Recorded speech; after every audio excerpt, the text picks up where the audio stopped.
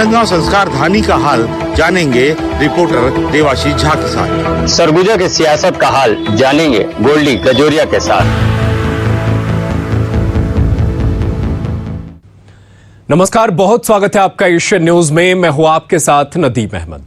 लोकसभा 2024 चुनाव में वैसे तो देश भर में कई दिलचस्प मुकाबले हो रहे हैं। छत्तीसगढ़ के नजरिए से देखा जाए तो राजनांदगांव लोकसभा क्षेत्र हॉट सीट है। यहां पूर्व मुख्यमंत्री भूपेश बघेल और मोदी की गारंटी को लेकर मैदान में ताल ठोक रहे संतोष पांडे के बीच मुकाबला हाई प्रोफाइल है। हमने इस सीट के चुनावी समीकरण का जायजा लेते हुए कुछ बड़े नेताओं से बातचीत भी की। देखिए चुनाव पर आधारित हमारी खास पेशकश राजनांदगांव का रण। छत्तीसगढ़ की पश्चिमी सीमा से लगे राजनांदगांव लोकसभा क्षेत्र 8 विधानसभा क्षेत्रों को मिलाकर बना है। पिछले कई चुनावों से यहां से भाजपा को सफलता मिल रही है। आइए नजर डालते हैं इस सीट की चुनावी इतिहास और भूगोल पर।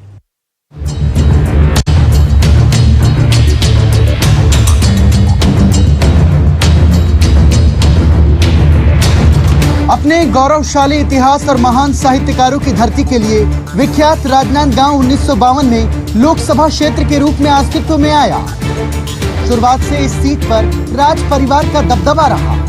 मोतीलाल वोरा, डॉक्टर रमन सिंह, देवव्रत सिंह ने इस क्षेत्र से चुनकर संसद में नुमाइंदगी की। नए जिले बनने के बाद इस सीट का फैलाव 4 जिलों तक है। इस लोकसभा में पंडरिया, कवर्धा, खैरागढ़, डोंगरगढ़, राजनांदगांव, डोंगरगांव, खुज्जी और मोहला मानपुर विधानसभा क्षेत्र शामिल है। हाल ही में हुए विधानसभा चुनाव में 3 सीट पंडरिया, कवर्धा और राजनांदगांव पर भारतीय जनता पार्टी को जीत मिली, जबकि 5 सीट खैरागढ़, डोंगरगांव, खुज्जी और मोहला मानपुर पर कांग्रेस ने कब्जा जमाया। ऐसे में भूपेश बघेल जैसे बड़े नेता के उतरने से कांग्रेस काफी मजबूत नजर आती है। लेकिन भाजपा ने 2019 में इस सीट को तब जीता था जब इन 8 में से सिर्फ एक पर ही भाजपा का कब्जा था। इस बार जहां भूपेश बघेल को शुरुआत में उनकी ही पार्टी के कार्यकर्ताओं के विरोध का सामना करना पड़ रहा, लेकिन अब उन्होंने मजबूती से प्रचार प्रसार को आगे बढ़ा दिया।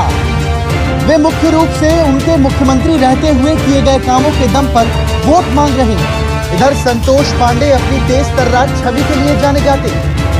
वे देश के ज्यादातर भाजपा प्रत्याशियों की तरह पीएम मोदी के चेहरे पर निर्भर नजर आते हैं और भाजपा कार्यकर्ता और नेता भी मोदी की गारंटी का नारा बुलंद करते नजर आ रहे हैं।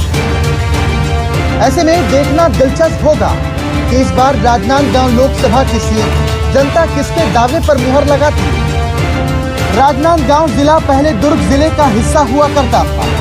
26 जनवरी 1973 को अलग होकर राजनांदगांव जिला अस्तित्व में आया। 2009 से इस सीट पर बीजेपी का कब्जा। इस बार बीजेपी की नजर जीत का चौका लगाने पर है। 1957 में इस सीट पर पहली बार लोकसभा चुनाव हुआ। तब से लेकर 1971 तक ये सीट कांग्रेस की गढ़ रही। इसके बाद 1977 में जनता पार्टी के उम्मीदवार ने यहाँ जीत दर्ज की। इसके बाद कभी कांग्रेस तो कभी बीजेपी की जीत होती रही। Bureau report, Asian news. बतौर प्रत्याशी अपना नामांकन दाखिल करने के बाद भूपेश बघेल ने विपक्ष पर जमकर हमला बोला। उन्होंने पार्टी कार्यकर्ताओं को इस चुनावी लड़ाई को लड़ने को अपना बनाकर लड़ने की अपील की है। मैंने भी नामांकन भरा है कांग्रेस पार्टी के अधिकृत प्रत्याशी के रूप में। आदरणीय खड़गे जी को, सोनिया जी को, राहुल जी को, प्रियंका जी को, वेणुगोपाल जी को धन्यवाद देता हूँ। साथ ही आभार व्यक्त करता हूँ हमारे सेल लीडर आदरणीय डॉक्टर चरणदास महंत जी का और हमारे पीसीसी चीफ दीपक बैद जी का, जिन्होंने मेरा नाम प्रस्तावित किया और मुझे नांदगांव जैसे ये संस्कार धानी है जहाँ से मुझे नेतृत्व करने का, यहाँ की क्षेत्र की जनता की सेवा करने का अवसर मिलेगा। तो काफ़ी उत्साह है लोगों में और सभी ब्लॉकों का दौरा हो चुका है, सभी विधानसभा हम लोग जा चुके हैं। कार्यकर्ताओं में बहुत उत्साह है। आम किसान, मजदूर, आदिवासी, हमारे अनुसूचित जाति के लोग, महिलाएँ सब आतुर हैं। 26 तारीख का इंतजार सब कर रहे हैं और मुझे पूरा विश्वास है सबका आशीर्वाद मिलेगा। राजनांदगांव और प्रदेश के चुनावी माहौल बनते बिगड़ते समीकरणों पर डॉक्टर चरणदास महंत से बात की एशियन न्यूज के प्रधान संपादक सुभाष मिश्र ने। इसके वरिष्ठ नेता डॉक्टर चरणदास महंत हैं और लगातार हम चरणदास महंत की सक्रियता पूरे प्रदेश में देखते हैं। आज यहाँ पर इतनी बड़ी रैली हुई है और इसके बाद जुलूस निकला है, तो मैं चरणदास जी आपसे ये जानना चाहूँगा कि ये जिस तरह से जन सैलाब उबड़ा है कांग्रेस के पक्ष में, और ये जो 400 पार का नारा बीजेपी देती है और वो कहती है कि हम 11 की 11 सीटें जीतेंगे, पर यहाँ इतनी धूप में लोग जिस तरह से आपके कार्यकर्ता दिख रहे हैं, आपको क्या लगता है? यहाँ का जो उत्साह है जी, लोगों का भूपेश बघेल जी के प्रति प्रेम है, वो साफ साफ नज़र आ रहा है कि उसे धूप नहीं बिगाड़ सकती, आग नहीं बिगाड़ सकता। यहाँ सब लोग राहुल जी की यात्रा से, राहुल जी की पद यात्रा से, राहुल जी की न्याय यात्रा से जो कुछ उसने दिया है वो सबके मन को भा गया है। और आपका 400 पार हमारे जनजीवन को नष्ट करने वाला है, हमारे गांधी जी के सपनों को नष्ट करने वाला है, हमारे नेहरू जी के सपनों को नष्ट करने वाला है, हमारा इंदिरा जी के सपनों को नष्ट करने वाला है और हम सबको बिखेर देगा। प्यार से जो हम लोग रह रहे हैं वो भाई भाई में लड़ाई झगड़े शुरू हो जाएंगे। गली में, गांव में, शहर में सिर्फ बंदूक और लाठी दिखेंगे। इसलिए हमें इससे बचने के लिए संविधान को बचाना है और कांग्रेस के प्रत्याशियों को जिताना है। ये आवाज़ आज राजनांदगांव से निकली। जी, ये लगातार कह रहे हैं कि पूरे देश में एक कानून, हर चीज़ एक करना चाहते हैं, जबकि ये विविधता से भरा देश है और इनको लगता है कि हम 400 पार करेंगे तो हम जो चाहे कर सकते हैं। ऐसा बार बार कह रहे हैं कि हमारा जो सपना है कि हम 2047 में जिस तरह का भारत बनाना चाहते हैं, और वो कह रहे हैं कि जो जेल में या बेल पे हैं उस तरह के लोग इंडिया गठबंधन में एकजुट हैं। और उस रैली को देखकर भी इन्होंने काफ़ी रिएक्शन दिया था। वो तो अभी तक 2 ही लोग हैं बताते हैं, देश के लोगों को पता है। वो 2 तो एक हो जाएं पहले। वो जब 2 लोग एक नहीं हो रहे हैं तो इस देश के लोगों को एक कानून, एक विधानसभा, एक लोकसभा कैसे ला सकते हैं? इससे तो हम सब जो विभिन्न समुदाय के हैं, विभिन्न संप्रदाय के हैं, विभिन्न भाषा भाषियों के हैं, उनका क्या होगा? वो कैसे एक होंगे? जी, इसलिए यहाँ हमारी विविधता में एकता है, विविधता में हमारा भाईचारा है।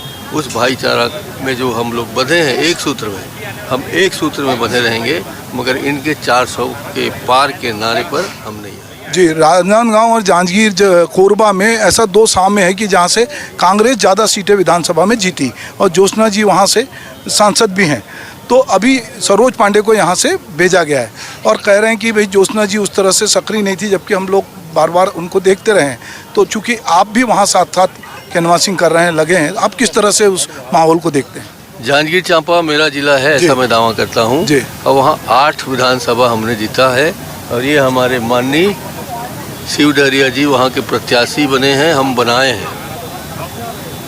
कोरबा लोकसभा में एक ही विधायक जीता है कांग्रेस का, 7 विधायक हारे हैं और इसके बावजूद भी हम बड़े हिम्मत के साथ उनसे लड़ रहे हैं।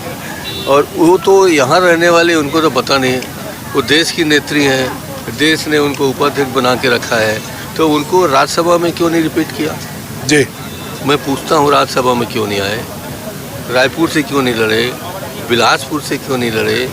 वहाँ कोरबा क्या करने गए हैं, ये वहाँ के लोग पूछ रहे हैं। अब ये मैं नहीं जानता कि उनके साथ क्या होगा, मगर वहाँ के लोग पूछ रहे हैं कि यहाँ कैसे आए हो, और आए भी हो तो अकेले नहीं आए हो, पूरा भिलाई के, दुर्ग के लोगों को लेके गए हैं।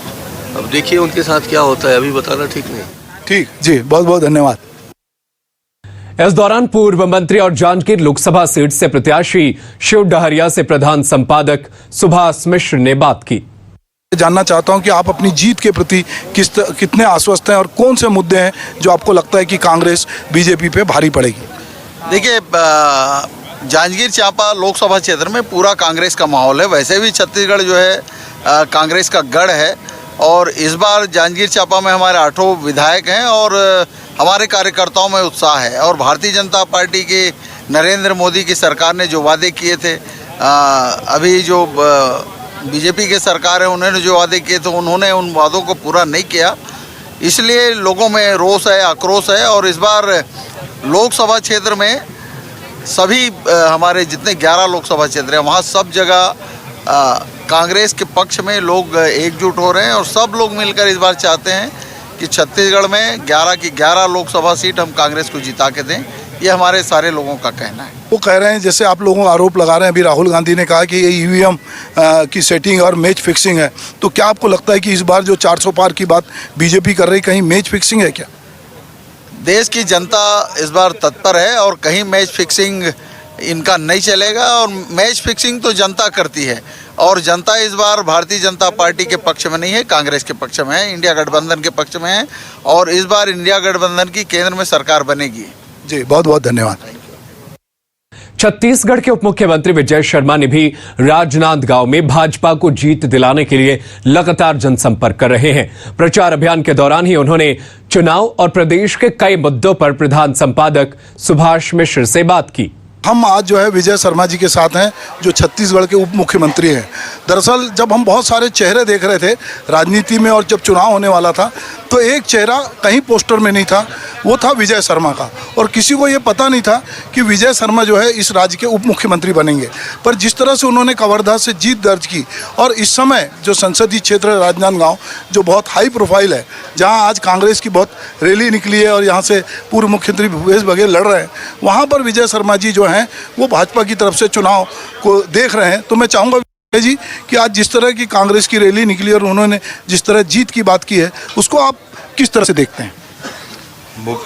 जन जन को ये जानकारी है कि जिन्होंने शराब का बड़ा घोटाला किया पूरे प्रदेश में, जिन्होंने कोयले के पीछे प्रति टन 25 रुपया की उगाही की, जिन्होंने व्यापारियों को परेशान किया, जिन्होंने महादेव सट्टा ऐप के नाम पर पैसा खाया, जिन्होंने पीएससी का घोटाला किया, ऐसे विभिन्न चीज़ों को करने वाले, दबाव की राजनीति करने वाले और कवर्धा के सांप्रदायिक सौहार्द को बिगाड़ने वाले व्यक्ति को एक हाथ में पूरे कवर्धा की कमान देना, इन सारे विषयों को देखते हुए पूरे क्षेत्र में बहुत स्पष्टता के साथ जनता चाहती है कि नरेंद्र मोदी जी फिर से प्रधानमंत्री बने, और जनता यह भी चाहती है कि भूपेश बघेल यहाँ से विदा हो जाएं, वापस चले जाएं।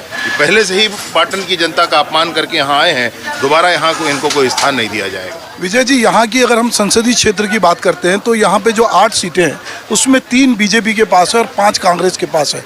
तो इनको लग रहा है कि हम जो लोकसभा में उसको रिपीट करेंगे, और आज उनकी रैली में जो नेता बात कर रहे थे, उस गणित को आप किस तरह से देखते हैं? उस गणित को आप सोच कर देख लें कि पिछली बार कितनी बम्पर सरकार इनकी बनी थी विधानसभा में, और उसके ठीक बाद लोकसभा में 11 में से 9 सीटें भारतीय जनता पार्टी ने जीती थी। जब इतनी बड़ी इनकी सरकार बनी थी और भाजपा 9 में से 11 जीत गई, तो भाजपा की इतनी बड़ी सरकार बनी तो 11 में 11 हम जीतेंगे बोल रहे हैं, तो क्या गलत कह रहे हैं? मोदी जी के नाम पर वोट पड़ने वाला है भैया, मोदी जी को जनता चुनना चाहती है। जी, आप राज्य के गृह मंत्री, आपने पिछले दिनों ये कहा था कि नक्सलाइट समस्या जो राज्य की है उसको हम खत्म करना चाहते हैं, और जरूरत पड़ी तो हम उनसे बातचीत भी करेंगे। ऐसा आपने एक स्टेटमेंट मैंने आपका पढ़ा था, सुना था, इस बारे में क्या कहना? मैं पूर्ण अपने हृदय से इस बात को कहना चाहता हूँ कि किसी कोई भी हताहत हो उसमें दुख होता है, ऐसा नहीं होना चाहिए, और इसलिए जैसे भी आवश्यकता है हर विषय पर सरकार क्या चाहती है? सरकार चाहती है कि बस्तर के गांव तक बिजली, पानी, सड़क, स्कूल, अस्पताल, आंगनबाड़ी पहुंचे। जी, यही सरकार चाहती है, इससे ऊपर तो कोई बात नहीं। तो अगर ये ऐसा रोका जा रहा है तो हम समझना चाहते हैं कि क्यों रोका जा रहा है, इसलिए हम चर्चा करना चाहते हैं। और अगर ऐसा रोका जा रहा है, रोकने वाले चर्चा करें, प्रेम से बात बनेगी, कुछ नहीं तो सख्ती करना पड़ता है। जी, आज ही बीजापुर में 10 नक्सलियों के शव बरामद हुए। जी, आज का ये है, 2 दिन पहले वहाँ 6 नक्सलियों के शव और बरामद हुए थे। तो ये जो घटनाक्रम चल रहा है ये भी कोई अच्छी बात नहीं है। जी, मसला ये है कि ये समस्या खत्म होनी चाहिए। क्यों आप विकास को अवरुद्ध करना चाहते हैं, ये मसला है। जी, यहाँ पर एक बातचीत आज हम लोग बहुत लोगों से कर रहे थे कि बाहरी कैंडिडेट को यहाँ पे राजनांदगांव में बार बार भेजा जाता है।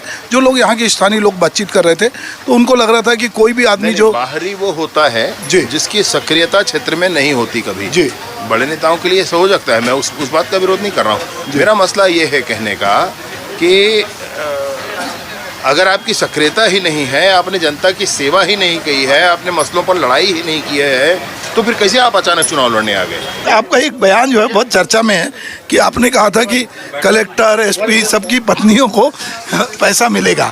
तो लोग कई जगह आपके बयान को कोट करते हैं कि विजय शर्मा जी ने ऐसा कहा था, पर अब उसमें 70 लाख महिलाओं को ही ये पैसा मिल रहा है महतारी वंदन का। निस्संदेह ऐसा है। उसके बीच में बहुत सारी बातें हुई जिनको बिल्कुल ही आवश्यकता नहीं है जी। उनको देने की कोई बात नहीं है। फिर भी अगर वो चाहते हैं कि हमको चाहिए है, वो एप्लीकेशन डाल सकते हैं, उस पर भी विचार किया जाएगा, ऐसा माननीय मुख्यमंत्री जी ने कहा। तो दोस्तों, ये हमारे साथ छत्तीसगढ़ के गृह मंत्री विजय शर्मा जी, और जो इस समय राजनांदगांव संसदीय क्षेत्र में भाजपा कार्यालय के सामने जो एक बहुत लोकप्रिय होटल है वहाँ बैठे हुए हैं और अपने साथियों के साथ चाय का स्वाद ले रहे हैं। चलिए हम इनके साथ चाय का आनंद लेते हैं। तो बहुत बहुत धन्यवाद विजय जी आपका।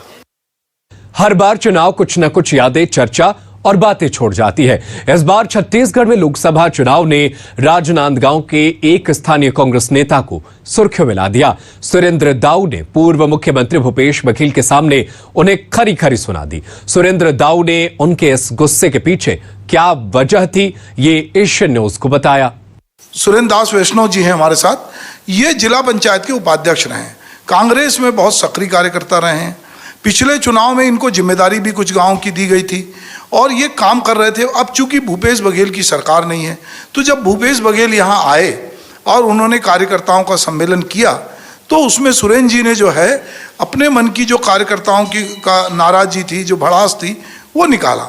और वो वीडियो जो है सुरेंद्र जी ने तो कम वायरल किया, पर बीजेपी के लोगों ने उसको पूरे देश भर में वायरल किया और ये कहा कि भूपेश बघेल जो है उनसे राजनांदगांव के लोग नाराज हैं। तो ऐसे सुरेंद्र जी के साथ हम बैठे। सुरेंद्र जी, मैं ये जानना चाहता हूँ कि जो आप वहाँ पे बोल रहे थे कार्यकर्ता सम्मेलन में, एक बार होता है कि हमारे भीतर कोई गुस्सा होता है और हमारा कोई पहले से कोई प्लान नहीं होता और हमारे मन में आता और हम व्यक्त कर देते हैं। पर चूंकि सार्वजनिक सभा थी और भूपेश बघेल, मैं देख रहा था वो वीडियो कि वो जब आपको कुछ लोग बिठाने के लिए बोले तो भूपेश बघेल ने कहा कि नहीं, बोलने दो। तो ये क्या गुस्सा थी और ये गुस्सा कहीं आप बीजेपी की तरफ तो नहीं जा रहे हैं कि ये गुस्सा जो है कन्वर्ट होके आप पे बीजेपी के लोग डोरा तो नहीं डाल रहे हैं, या आप बीजेपी प्रवेश करने तो नहीं जा रहे? सबसे पहले नमस्कार। आपकी बहुत सारी मैंने 2-3 बातें जो सुनी और उससे मैं इत्तेफाक नहीं रखता। पहले तो ये बात था कि वो सार्वजनिक सभा नहीं थी, कार्यकर्ता का मंच था। आप पीछे देखेंगे, आप होर्डिंग देखेंगे, उसमें लिखा हुआ है ब्लॉक स्तरीय कार्यकर्ता सम्मेलन। मेरा सार्वजनिक से आशा ये होता है कि एक बातचीत होती है कि हम 2 लोग यहाँ बैठ के बात कर रहे हैं, पर जहाँ बहुत सारे लोग हैं वो तो बात वायरल होगी। उसके विषय में बोल देता हूँ। यही बात की तो पीड़ा है ना। कभी इन लोगों ने 1 to 1 बात करने की कोशिश ही नहीं करी 5 साल में। इसी बात की तो पीड़ा थी। तो जब मुझको अपनी बात रखना है तो 5 साल में मेरा नेता कहीं दिखा मुझको, ये और हमारे कार्यकर्ता सम्मेलन की बात थी तो कार्यकर्ताओं की बात थी, मैंने वहां बात रखी। इसमें मेरे को नहीं लगता कोई नाराजगी होनी चाहिए। दूसरी बात आपने कहा सुरेंद्र दास वहां पे मंच से भाषण दे रहा था। मेरे द्वारा इसका वीडियो बना पाना मुश्किल है। दूसरी, उस जगह में पूरे कार्यकर्ता थे। आपने वो भी पूरी वीडियो अगर देखी होगी तो उसमें आपने देखी होगी तो जैसी मुझको मंच पे रोकने की कोशिश की गई, कार्यकर्ताओं ने वोटिंग चालू कर दी कि नहीं, बंद नहीं कर रहा है। कोई कह रहा है मुझको चाचा आप बोलिए, कोई कह रहा है दाऊ जी को बोलने दो। लोगों ने समर्थन किया, ताली। तो इस बात का इस बात की ओर इशारा करता है कि मेरे अकेले की बात थी, उन सारे 500 लोगों कार्यकर्ताओं की पीड़ा थी। और मैं अपने मंच पे अगर कोई बात कह रहा हूं, अपने नेता के सामने कह रहा हूं, तो मुझको नहीं लगता कि अनुशासनहीनता की श्रेणी में आता है। मैं फिर कह रहा हूं, इसमें हमारे नेता अहंकारी हो गए हैं। इन्होंने 5 साल अपने किसी भी कार्यकर्ता से, मैं तो कह रहा हूं ना, मुझसे तो बात ही नहीं, मुझसे तो 5 साल कोई बात नहीं किया गया, लेकिन मेरी अपने की पीड़ा नहीं थी। मैं तो उन सारे कार्यकर्ताओं की पीड़ा कह रहा हूं, किसी से भी इन्होंने बात करने की कोशिश नहीं करी। और इसका खामियाजा ये हुआ कि आप 75 पार की बात करते थे। भूपेश है तो भरोसा है, आपने भी भरोसे की भी बात करी कि वहां इतने बड़े कद्दावर नेता हैं, तो भरोसा तो जनता ने पहले उनका ठुकरा दिया है। उन्होंने ये नहीं कहा कि कांग्रेस है तो भरोसा है, इन्होंने नारा दिया था कि भूपेश है तो भरोसा है। और आपके भरोसे को प्रदेश की जनता ने पहले ही ठुकरा दिया, 35 सीट में लाके खड़ा कर दिया। अब आप किस भरोसे यहां चुनाव लड़ने आए हैं? पिछले 2 पंचवर्षीय से हम देख रहे हैं, हम लोग बड़ा संघर्ष करते हैं। 15 साल हम लोगों ने संघर्ष किया। कांग्रेस भाजपा शासनकाल थी, हम लोगों ने संघर्ष किया। राजनांदगांव के हर एक कार्यकर्ताओं ने संघर्ष किया, राजनांदगांव के हर एक नेताओं ने संघर्ष किया। जब टिकट की बारी आती है तब आप बाहर से व्यक्ति आके खड़ा कर देते हैं। पिछला चुनाव ऐसा था जब शुक्ला मैडम जी को लाया गया था वहाँ रायपुर से, सारे लोगों ने मन बनाया जैसा भी है, हमको सरकार बनानी, हम सब ने किया, परिणाम जीत और हार लगा रहता, हार गई मैडम, कहीं कोई दिक्कत नहीं, सरकार बन गई। हमको इस बात का खुशी थी कि चलो हमारी सरकार बन गई। 5 साल आपने कुछ चुनिंदा लोगों को, मैंने ये भी कहा है कि ये प्राइवेट लिमिटेड चलाते हैं, और भी आपके चैनल में भी कह रहा हूँ, ये प्राइवेट लिमिटेड है इनकी, इनको लगा कि हम 5 लोग मिलके और सारी चीजें जो जैसा करना चाहते कर सकते हैं। मेरा तो दावा है कि बड़े बड़े विधायक इनसे नहीं मिलते थे, इनके मंत्री इनसे नहीं मिल पाते थे, तो हम कार्यकर्ताओं की तो कोई बखत ही नहीं थी। खैर मैं बहुत दूर नहीं जाना चाहूँगा, लेकिन ये जरूर है कि 35 सीट में अगर आप आके सिमट गए हो तो कहीं ना कहीं हम में कुछ कमजोरियां रही होगी, कुछ गलतियां हमने करी होगी कि इतना हम लोगों को कमिटमेंट करने के बाद भी 35 सीट में आके सिमट गए। पर सुरेंद्र जी, जितने सर्वे आ रहे थे और ये भी सब लोगों को ये गलतफहमी थी कि कांग्रेस रिपीट हो रही है, पूरे देश के जो मीडिया या सर्वे करने वाले थे उनको लग रहा था वो बीजेपी की जो तैयारी थी उसको ये भांप नहीं पाए, और मुझे लगता है कि ये इस मुगालते में थे कि हम तो जीत रहे हैं, छत्तीसगढ़ में कांग्रेस जीत रही है, ये एक परसेप्शन सा बन गया था। और मुझे लगता है कि कहीं कार्यकर्ता को भी लग रहा था कि चूंकि सरकार ने बहुत सारा ग्रामीण क्षेत्र में काम किया है और छत्तीसगढ़ी कला संस्कृति को बढ़ावा दे रही है, छत्तीसगढ़ कल्चर को बढ़ावा दे रही है, तो जीत जाएंगे। तो कहीं ऐसा तो नहीं है कि ये सरकार के साथ साथ जो कार्यकर्ता थे, जो बाकी पदाधिकारी थे, उनको भी ये मुगालता हो गया था कि हम जीत रहे हैं?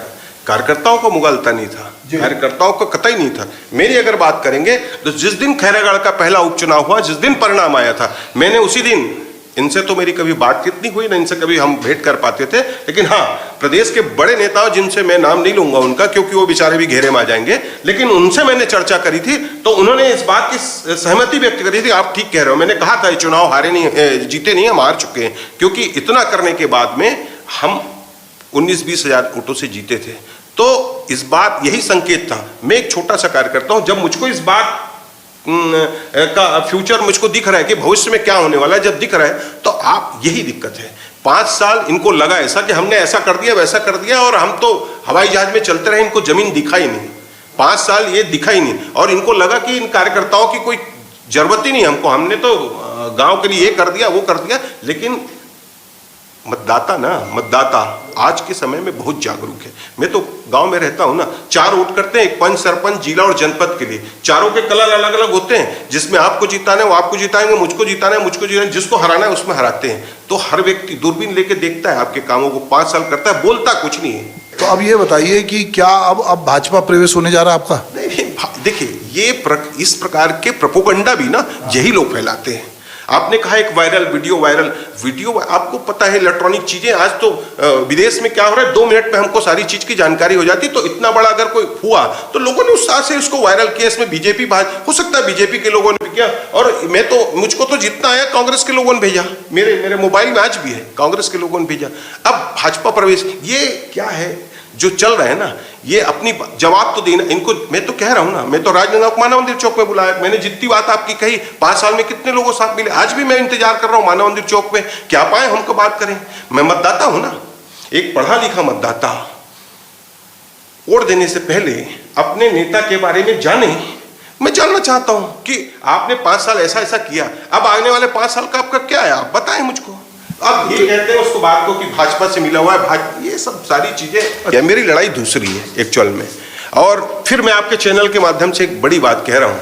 मेरी जो लड़ाई थी ना, वो कार्यकर्ताओं की लड़ाई, मेरी अपनी लड़ाई नहीं, प्रदेश के लाखों कार्यकर्ताओं की लड़ाई थी। और वो आधी लड़ाई आपके चैनल में बोल रहा हूँ, आधी लड़ाई मैं जीत चुका हूँ। अब आप पूछें कैसे जीत चुका हूँ।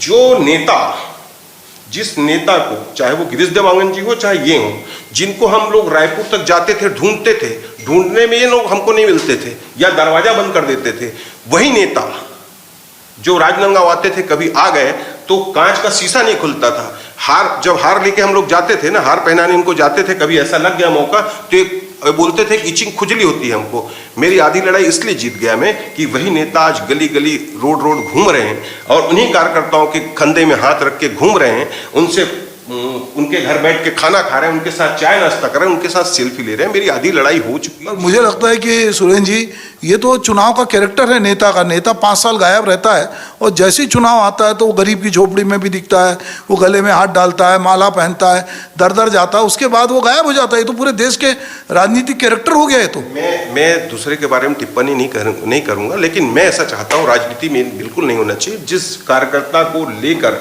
हम कहते हैं मन से कि हमारा कार्यकर्ता हमारी रीढ़ की हड्डी है, जनता हमारा माई बाप है, अगर हम कहते हैं 5 साल बाद 5 साल हम जीतने के बाद उसको भूल जाते हैं, ये बिल्कुल नहीं होना चाहिए। इसी को मैं सुधारना चाहता हूं। तो दोस्तों, कार्यकर्ता की नाराजगी जो नेता दूर करेगा, जो कार्यकर्ताओं से मिलेगा और कार्यकर्ताओं को लगेगा कि ये नेता हमारे लिए 24 घंटे उपलब्ध है, जनता उसको चुनेगी। और अगर कोई नेता अपने कार्यकर्ताओं की उपेक्षा करेगा तो हो सकता है कि कार्यकर्ता के गुस्से का, उसके आक्रोश का शिकार उसको होना पड़े। तो अब देखते हैं कि राजनांदगांव संसदीय क्षेत्र में जो कार्यकर्ता हैं उसको नेता कैसे मनाते हैं और अपने साथ कैसे जोड़ते हैं। हमारे साथ सुरेंद्र जी थे, मैं उनका बहुत बहुत धन्यवाद करता हूं एशियन न्यूज की तरफ से। राजनांदगांव के पूर्व सांसद प्रदीप गांधी ने इस चुनाव में भाजपा की बड़ी जीत का दावा करते हुए बताया कि आखिर क्यों यहां पीएम मोदी का जादू सिर चढ़कर बोलेगा। राजनांदगांव संसदीय क्षेत्र की बात करते हैं तो एक चेहरा, एक नाम आता है हमारे जहन में जो हम बहुत अरसे से जानते हैं, जिनका नाम प्रदीप गांधी है। एक पढ़े लिखे नेता जो बहुत मृदुभाषी हैं, जो लोगों से बहुत मिलनसार हैं और जिन्होंने एक अलग छत्तीसगढ़ की पहचान बनाई है। चूँकि हम भाजपा कार्यालय में बैठे हैं और प्रदीप जी हमारे साथ हैं। प्रदीप जी, यहाँ की सीट जो है उसको बहुत चुनौतीपूर्ण माना जा रहा है, क्योंकि प्रदेश के मुख्यमंत्री भूपेश बघेल वो यहाँ से चुनाव लड़ रहे हैं और संतोष पांडे जी दूसरी बार चुनाव में हैं। तो लोगों को लगता है कि संतोष पांडे जी जो चुनाव मैदान में हैं तो उनके साथ मोदी की गारंटी एक बड़ा फैक्टर है, वरना भूपेश बघेल इतना बड़ा कद है कि यहाँ पे बहुत कश्मकश की स्थिति है। देखिए, उनका कद जरूर बड़ा है, लेकिन इस चुनाव में उनका कद बहुत छोटा हो गया, क्योंकि वो चुनाव हार गए। भूपेश की गारंटी पे चुनाव लड़ा गया और भूपेश जी की सरकार इस प्रदेश से हट गई और मोदी की गारंटी में इस प्रदेश में हमने नई सरकार बनाई, जिसमें माननीय विष्णुदेव साय हमारे आदिवासी नेता के रूप में, एक मुख्यमंत्री के रूप में पूरे प्रदेश में आते ही उन्होंने अपने चुनावी वायदों को पूर्ण किया। तो उस दृष्टि से मैं जब देखता हूं तो संतोष जी इस बार भी भूपेश बघेल के ऊपर भारी पड़ेंगे और अब की बार 400 पार ये मोदी जी का जो हम लोगों ने पूरे कार्यकर्ताओं ने योजना बनाया है, उस हिसाब से राजनांदगांव जिले से संतोष पांडे जी प्रचंड बहुमत से विजयी होंगे।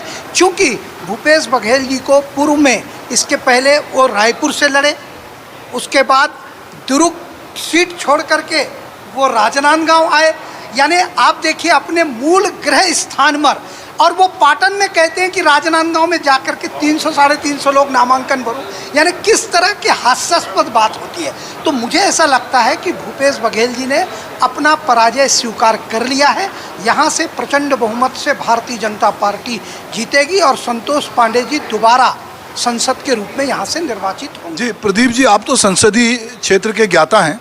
ये बात बार बार आ रही कि जो ईवीएम मशीन है वो मैनेज हो रही है और ये कह रहे हैं कि बैलेट पेपर से चुनाव लड़ो। अभी राहुल गांधी ने इंडिया गठबंधन के मन से कहा कि ये मैच फिक्सिंग है और ये कहीं ना कहीं ये जो बोल रहे हैं आंकड़ा, तो इनको पता है कि ये इन्होंने कुछ सेटिंग की है।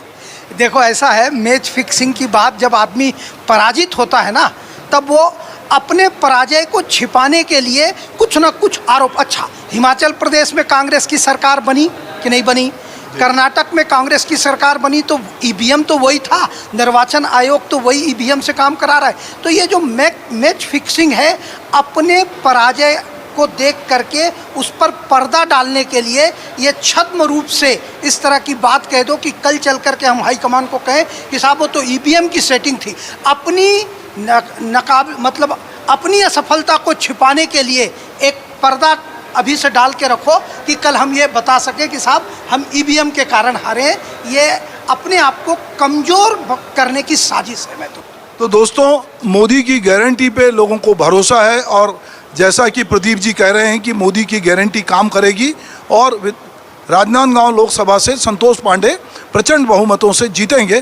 तो आने वाला समय जब मतदान और मतगणना होगी तब पता चलेगा। पर बीजेपी का उत्साह बहुत बढ़ा हुआ है और उसके कार्यकर्ता जिस तरह उनके कार्यालय में बैठे, जिस तरह उनकी आवाजाही बनी है और तमाम छोटे बड़े नेता इस तरह जो आ रहे हैं, तो लगता है कि बीजेपी भी अपनी तैयारी में कहीं कमतर नहीं है।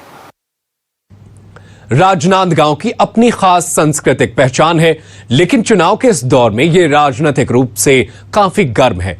हमने यहां के राजनीतिक मैदान में एक दिन गुजारकर सियासी ताप आप तक लाने की कोशिश की। इस तरह की कोशिश हमारी दूसरी सीटों से भी होगी। फिलहाल हमें दीजिए इजाजत। नमस्कार।